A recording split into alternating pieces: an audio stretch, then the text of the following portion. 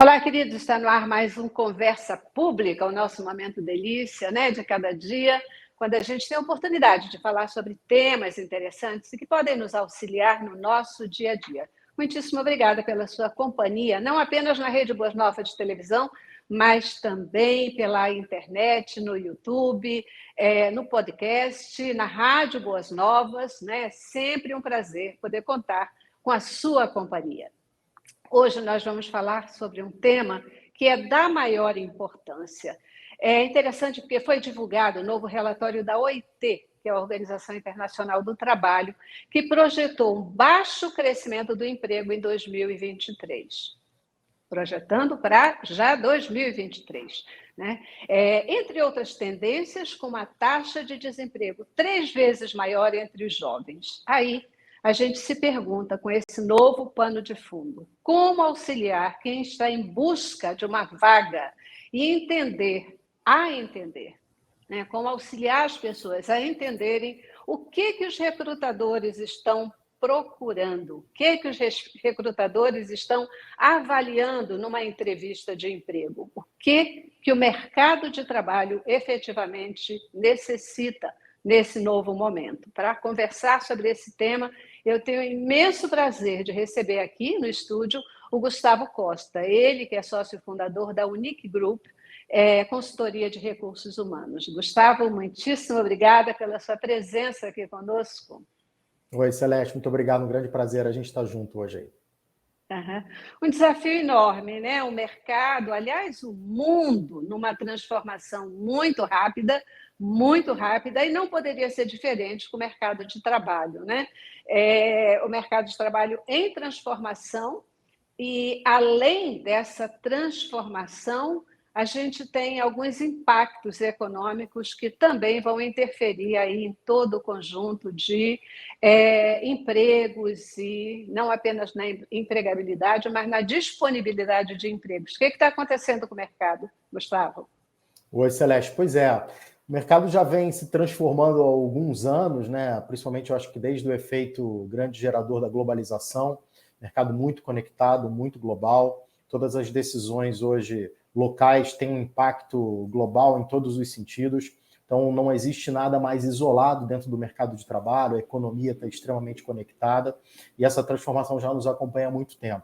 Além disso, a gente passa, né, ainda tem um desafio gigante com toda a questão de transformação digital, o uso de tecnologia no mercado de trabalho. E, por último, que foi um tempero, aí, vamos chamar dessa forma, que movimentou e mudou todas as relações de trabalho globalmente, que é o efeito da pandemia, que afetou fortemente as economias e afetou e tem afetado ainda as relações de trabalho diretamente, né? Realmente, o mundo se tornou uma aldeia, né?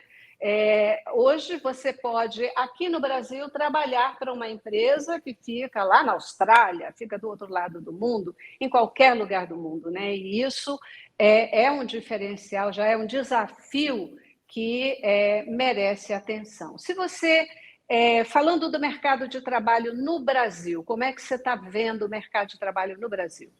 O mercado de trabalho no Brasil ele segue a tendência do mercado global, de uma forma geral, que ainda é preocupante, porque a gente tem uma crise muito forte estabelecida na Europa, tem uma guerra e um conflito lá acontecendo. Os Estados Unidos ainda não demonstraram um forte empenho em crescimento para esse ano, então isso tem um impacto direto aqui na nossa economia e no mercado de trabalho brasileiro.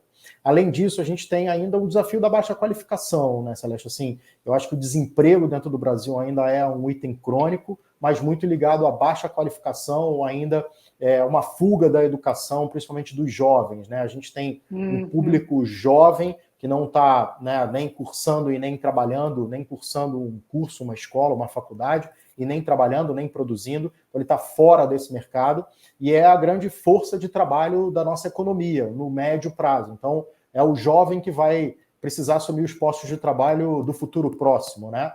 Então, a gente tem um desafio de colocar esse jovem na trilha da carreira, na trilha da educação, para qualificar e para ter uma mão de obra diferenciada e qualificada dentro do mercado. A gente vê essa informação da Organização Internacional do Trabalho, né?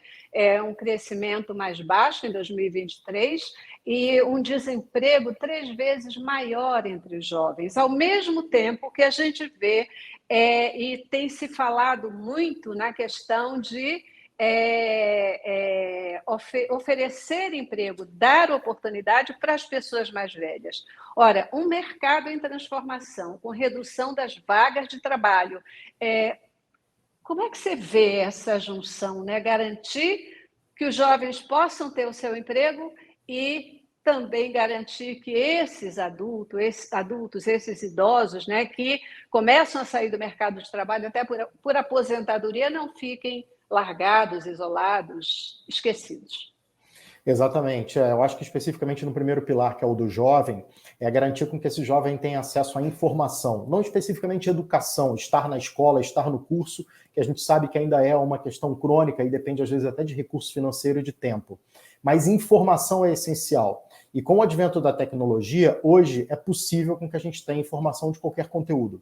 Então, acho que o jovem que tem um interesse em se desenvolver profissionalmente, tem interesse em conseguir um primeiro emprego, um primeiro estágio, ele pode se informar. Eu acho que a informação está acessível para todo mundo. Então, através da internet, ele pode saber os principais setores, eventualmente até avaliar um determinado curso, uma informação mais específica de uma área de interesse e ter interesse legítimo por conquistar esse primeiro emprego. O que a gente vê ainda, na maioria das vezes, Celeste, é um público que está interessado apenas pelo emprego, né? Ou seja, um emprego que pague o salário, mas não pelo crescimento profissional, não pelo desafio no bom sentido, não se dedicar em cima de uma carreira. Então, acho que esse é o primeiro ponto para o jovem. Para os profissionais mais sêniores, e principalmente aqueles que estão numa idade que o mercado já entende que é mais desafiante uma entrada, é ele se mostrar flexível. E eu acho que a palavra flexibilidade é essencial, né? Por mais que ele tenha conquistado ou construído uma carreira muito sólida, muito robusta, com muita experiência em uma determinada área, talvez a flexibilidade vai levar ele a aprender alguma coisa diferente, ou aprender ou trocar informação com um profissional mais jovem, ou ensinar alguém uma determinada prática. Então, essa flexibilidade, essa abertura que ele precisa ter em cima de coisas novas é essencial. E com a bagagem que ele tem, com a experiência que ele tem, ele realmente tem um diferencial ainda considerável para o mercado de trabalho. A gente sabe que existem oportunidades para profissionais sêniores, desde que, de novo, eles tenham alguma flexibilidade de fazer alguma coisa diferente, ou auxiliar uma organização, uma empresa, a treinar um jovem, a passar conhecimento. Então, acho que esse é um outro caminho também. É uma troca super interessante, né? Uma troca super interessante porque é uma cabeça diferenciada desse jovem que não se prende a uma caixinha, talvez, que quer novos desafios, que quer fazer coisas diferenciadas, e alguém que já tem uma experiência muito grande e que muitas vezes pode esbarrar aí naquela questão de eu tenho a experiência, eu sei fazer, eu sei que não dá certo, né? Eu já vivi isso. Então, para mim, isso é uma coisa assim, extraordinária, é um desafio muito grande e que ter essa consciência da necessidade de troca é fundamental, né? Antes que ele fale novamente, eu quero lembrar que a gente está conversando aqui com o Gustavo Costa, ele que é sócio fundador da Unique Group, consultoria de recursos humanos, e a gente está falando sobre o novo mercado de trabalho, essas novas oportunidades, né? Que tem no momento em que também a gente tem uma imensa transformação e redução desse mercado de trabalho, sim. Na sua opinião, Gustavo, quais são as áreas mais promissoras para 2023? Esse é um ótimo ponto, eu acho que é talvez uma dica importante para o pessoal jovem, né? É fato que a área de tecnologia ela já vinha sendo e ela vai continuar sendo ainda por um tempo uma das áreas pilares em termos de aquecimento, aquela que a gente ainda tem muita carência de gente qualificada, muita carência de gente boa e tem muita vaga disponível no mercado. E quando eu falo de tecnologia, desde os cursos técnicos de formação ou de qualificação em programação, por exemplo, toda a parte de computação, engenharia da computação, os profissionais de análise de dados, então todo mundo que transita no universo da tecnologia e aporta um conhecimento especializado, ele tem oportunidade. e as qualificações ou as informações de cursos, de trocas de sistemas ou trocas de conteúdo sobre tecnologia, elas estão muito disponíveis na internet. Então, o jovem que tem interesse nessa área, ele rapidamente consegue se qualificar, tem muito curso disponível, tem inclusive cursos gratuitos de universidades ou de cursos de formação que oferecem essa qualificação, e eu acho que é um diferencial. Então, acho que tecnologia como um todo. Depois, um segundo pilar que tem aquecido muito, e a gente já observa o incremento de vagas, e talvez esse ano a gente vai ver isso acontecendo na prática, é toda a área que transita em cima de meio ambiente. Então, a gente sabe que o Brasil ele volta para o holofote da questão de ser um pilar para o meio ambiente, através da Amazônia. Existe já uma previsão de um investimento muito forte junto ao governo, junto ao próprio governo brasileiro, de capital que chegue aqui. Mas, por outro lado, as grandes organizações, as empresas que têm as suas áreas robustas e que têm um impacto, querendo ou não, na parte ambiental, voltam um investimento forte em como controlar esse impacto. Então, toda a parte de sustentabilidade, impacto na sociedade, tudo que as organizações vão produzir, como é que eu faço com esse descarte, como é que fica a sociedade, como é que fica a comunidade que eu tenho impacto, tudo isso também tem um investimento e tem um incremento grande nesse sentido. Por último, acho que é importante também pontuar toda a parte de operação, principalmente operação logística. A gente sabe que o nosso consumo interno vem aumentando, a gente tem aí uma dificuldade territorial gigantesca, então todo mundo que lida com transporte, com logística, com toda essa cadeia produtiva também vai ter um destaque dentro desse ano aí. Uhum. E é interessante, né? Porque quando você fala, especialmente no primeiro pilar da tecnologia, é necessário que a gente tenha a visão, a visibilidade de que isso, tecnologia está passando por todas as áreas, né? Se você pensa em escola, por exemplo, a escola, o professor, ele precisa cada vez mais da tecnologia para poder lidar com conhecimento, com a passagem de informação, com a troca com os próprios alunos. Na medicina, né, você vê as cirurgias sendo feitas por robótica, etc.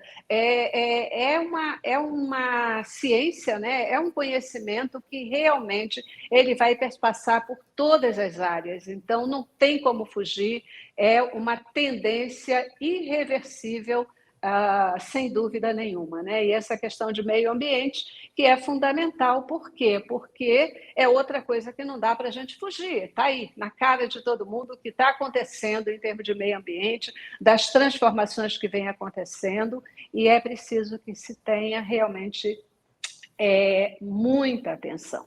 Agora, vamos falar de... você trouxe a questão de conhecimento, e só repetindo, né, para fixar aqui um pouco, você falou na questão da tecnologia, você falou na questão do meio ambiente, e você falou na questão da administração, da logística, né? Cada vez mais, inclusive o varejo, o comércio, que é uma das atividades mais de maior empregabilidade que a gente tem, cada vez mais usando a tecnologia, né, na armazenagem, na internet, nessa questão toda. Então, de novo, não tem como fugir. Agora, vamos falar das habilidades? Quais são as habilidades que... Eu vou falar vocês, eu gostaria de falar nós, mas aqui hoje eu vou falar vocês. Quais são as habilidades que vocês, de recursos humanos, estão olhando, estão de olho, estão buscando, estão privilegiando nas pessoas?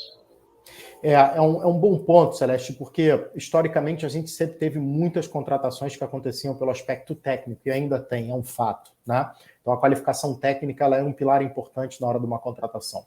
Só que existe um movimento, eu acho que ele se acelerou nos últimos anos, das empresas investirem num conhecimento mais humano e numa característica comportamental do profissional, ou seja, como é que ele vai ser no ambiente de trabalho, que tipo de comportamento, que tipo de características ele tem. E também é um fato que as organizações estão valorizando aquele profissional que consegue lidar mais facilmente com a diversidade ou com dificuldade. Então, esse ponto que a gente chama de resiliência, que é a capacidade de você rapidamente responder a um cenário adverso, em qualquer função, e resolver problemas, é um ponto muito importante, né? Outro ponto muito importante é a forma como eu me comunico, como eu me relaciono com as outras pessoas, como eu passo informação, como eu recebo informação, como eu lido com a informação. Então, essa capacidade de comunicação e essa habilidade relacional, de novo, em qualquer função, também é muito importante. Outro ponto é a adaptabilidade. Não só a adaptabilidade aos cenários, ao que muda e ao que eu não consigo controlar, mas a adaptabilidade nas funções. Como eu mudo a minha função, como eu aprendo coisas diferentes nessa minha função, como eu tenho interesse legítimo em aprender de uma outra área ou aprender de um outro assunto, e como eu aplico isso no meu dia a dia, também é um ponto muito importante e levado em consideração. E por último, é o interesse, né? O que a gente chama do interesse legítimo. Aquele profissional que realmente tem uma vontade legítima de querer, de dar certo, de ter uma relação de troca positiva com o seu empregador e com o emprego e de construir uma carreira positiva e não ficar apenas esperando ou ter uma característica mais passiva, né? Uhum.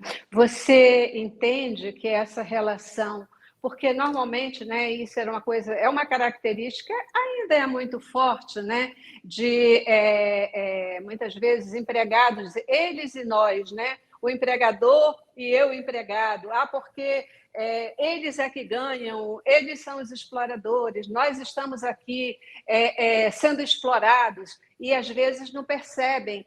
Isso pode ser uma realidade, sim, né? Pode ser uma realidade de empregadores que não têm também a visão de que ele não é nada sem os seus colaboradores, né? Mas os colaboradores precisam entender também que eles não são nada sem os seus empregadores, que isso é uma relação de mão dupla, né? De troca, e não uma relação de mão única, né? Como é que você também Não, vê com isso? certeza. É fato que a gente sabe que não existem empresas sem pessoas, né? Dentro de nenhum segmento, em nenhum negócio, você consegue operar uma empresa sem pessoas. Então, realmente, o principal ativo é o ativo humano. Aquilo que faz a diferença numa organização, numa empresa de qualquer setor, de qualquer tamanho, pequena, média, familiar ou multinacional, seja lá o que for, são as pessoas. As pessoas certas é o que fazem a diferença. Por um outro lado, essa troca, né, na relação de trabalho, eu entregar o meu serviço em troca de uma remuneração para um empregador, ela vem mudando, já vem mudando na linha do tempo, e ela está passando cada vez mais a precisar ser uma troca positiva, muito pautada num propósito, no porquê que eu faço o que eu faço e qual é o benefício, seja através de remuneração, que eu tenho em volta, né? Aquilo que historicamente a gente vivenciou com aquele emprego tóxico, aquele emprego que o profissional não podia perder de jeito nenhum e ele pedia, pelo amor de Deus, para ser demitido, isso tem ficado no passado e essas trocas já estão sendo construídas cada vez mais no aspecto positivo. É fato que também existe o que a gente chama de uma necessidade do amadurecimento do próprio empregado, né, do próprio profissional. Aquele que consegue buscar o que precisa, entregar o que tem de melhor, fazer realmente o seu melhor trabalho em troca daquele crescimento, seja de remuneração, de promoção, e que o bem-estar que a organização que ele trabalha precisa passar, ou seja, uma empresa estando bem, ele consequentemente vai estar bem também.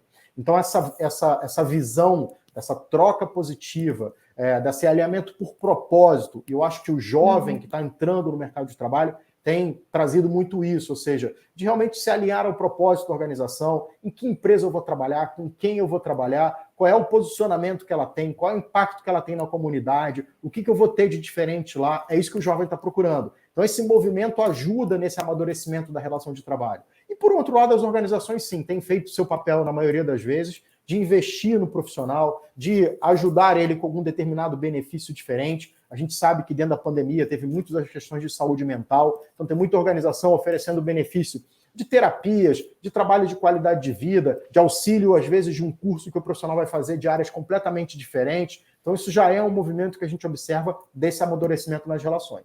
Só lembrando para você, hein, eu estou conversando aqui com o Gustavo Costa. O Gustavo Costa ele está ajudando a gente a entender essas mudanças do mercado de trabalho. Ele que vive nesse mercado, respira e conhece muito desse mercado, porque ele é o sócio fundador da Unique Group, que é uma consultoria em recursos humanos, né? Tem pleno domínio daquele que ele está conversando aqui com a gente. Hoje em dia, Gustavo, fala-se muito nos tais soft skills, né? O que são esses soft skills e qual o peso que eles têm num processo seletivo? Celeste, os soft skills são as habilidades comportamentais que todo mundo tem. Todo profissional tem as suas características de comportamento. Historicamente, as contratações, na maioria das vezes, sempre tinha um peso muito grande nas habilidades técnicas. E também, na linha do tempo, o mercado começou a perceber que você contrata uma pessoa pela habilidade técnica e demite pela inabilidade comportamental, ou pela falta de uma determinada característica, um comportamento. Então, os processos de seleção em todos os níveis, desde o primeiro emprego, da base da pirâmide, até lá no topo, nas posições mais seniors, elas têm um peso já muito grande nas habilidades comportamentais, ou nas chamadas soft skills. E, para isso, nada melhor do que o profissional se preparar com alguma antecedência, fazer uma autoavaliação, o que ele faz bem, o que ele não faz bem, qual é o autodiagnóstico que ele tem das entregas que ele consegue realizar, dos empregos anteriores, os projetos que ele se envolveu, como ele entregou aqueles determinados resultados. E isso, quando ele consegue passar de uma forma clara e legítima através de uma entrevista, fica bastante claro o comportamento que ele teve para superar aqueles obstáculos, entregar os projetos e os resultados. E é isso que o entrevistador está querendo ver durante uma conversa de avaliação das habilidades comportamentais. Então não adianta mais apenas ter um ótimo currículo, super bem qualificado, com muitos cursos, se você não consegue apresentar o que você tem como competência, o que você tem como comportamento e as entregas que você faz no ambiente. Mas lá atrás, né, dentro de uma linha histórica, a gente falava na questão do conhecimento, habilidade e atitude. Né? Já dentro de uma linha clara e de um entendimento claro que a atitude ela se sobrepõe ao conhecimento e até à desenvoltura, a habilidade no fazer, porque a atitude ela pode matar todo o conhecimento que você tem, né? O jeito de você fazer, ela pode estragar essa relação, ou ela pode potencializar isso de uma maneira extraordinária, né? Porque aí a pessoa vai correr atrás, vai interagir, vai trocar, vai criar uma cultura de troca que vai fazer ela crescer junto com a organização. Sem dúvida nenhuma, né? Eu não resisto a te perguntar quais são os erros que mais destacam os candidatos no momento da entrevista de seleção. Eu acho que ele não demonstrar interesse é um primeiro erro clássico, né? Ou seja, ele ir desmotivado já para a conversa, né? Ou seja, ele já entra desinteressado porque ele acha que aquela oportunidade não é para ele, ou porque talvez ele está só procurando um emprego, mas ele não gosta tanto da empresa, ou porque é distante do trabalho, do local de moradia. Então, esse desinteresse, essa falta de conexão com a oportunidade é um primeiro ponto que é super fácil você perceber durante uma primeira conversa de entrevista com um candidato. Outro ponto importante é querer discutir salário antes de entender qual é a oportunidade. Então, em todos os níveis da pirâmide do mercado de trabalho, nada melhor que você conseguir compreender um pouco mais a fundo o que são as entregas que o profissional precisa fazer, o que está sendo esperado dele, quais são as alternativas de crescimento, qual é a cultura daquela empresa, é uma empresa mais arrojada, mais conservadora, quais são as possibilidades de carreira que ele tem lá dentro. Então, explorar o máximo que você puder de alternativas de carreira, de oportunidade, de detalhes da posição, antes de discutir remuneração, porque às vezes é muito comum com que o pacote de remuneração pode não ser o melhor dos mundos, mas às vezes a empresa tem um ambiente super positivo, às vezes ele é extremamente válido e isso vale a pena levar em consideração. A gente vê aí uma questão de um possível retorno de sindicatos, né? E quando a gente fala em retorno de sindicatos, me vem à mente as caixinhas funcionais, né? As caixinhas funcionais. Então, é o desenho de uma função que tem essas atribuições, essas atribuições. E me parece que isso não comporta mais no mercado de trabalho de hoje, né? Hoje, os quadrados, eles não podem existir. São exatamente, talvez, uma das melhores diferenças que a gente tem de funções do passado, diante até de tudo que você colocou aí, não é mesmo? Não, com certeza. E eu acho que o que tem feito a diferença realmente é o profissional que consegue extrapolar um pouco isso, que tem interesse legítimo em fazer alguma coisa a mais ou diferente. A gente precisa lembrar que a gente vive no Brasil, temos uma crise ainda econômica, temos uma crise do mercado de trabalho. Então, se eu preciso e quero fazer a diferença, ter o meu emprego, a minha empregabilidade garantida, eu preciso entregar algo a mais. Nenhum empregador quer perder um profissional que é muito bom, salvo em momentos de crise crônica, onde ele não consegue segurar. Então, quem realmente faz um pouco melhor do que a média, ele tem um destaque, ele consegue ter uma empregabilidade mais elevada. Isso é um fato. Pois é, isso é um fato. Outro fato é que meu tempo acabou. Eu não tenho mais tempo para conversar com você e depois eu quero ver se a gente consegue outro Com programa prazer. para conversar mais sobre isso. Sua mensagem final para o nosso telespectador, Gustavo. Minha mensagem final é que, sim, apesar de tudo, apesar da crise econômica, apesar do mercado de trabalho estar difícil, a gente tem um desemprego elevado, a gente tem boas oportunidades, vivemos num país que é um país sólido e seguro para a gente fazer carreira, tem muita coisa boa acontecendo em termos de formação, muitos cursos disponíveis. O brasileiro tem uma visibilidade muito elevada no mercado global, somos um país muito diverso, isso ajuda. Então, quem quer e quem tem interesse, volto a colocar essa palavra, interesse legítimo, tem oportunidade, faz a diferença. Essa é a minha mensagem final. É verdade, eu concordo com você plenamente. Muitíssimo obrigada pelo Grande seu prazer. tempo, pelas informações aqui oferecidas, tá bom? Obrigado a todos E pelo tempo. isso aí, obrigada a você também que participou conosco. Tá aí, dicas preciosas para você e para sua família como um todo, né? Muito obrigada pela presença e até a próxima.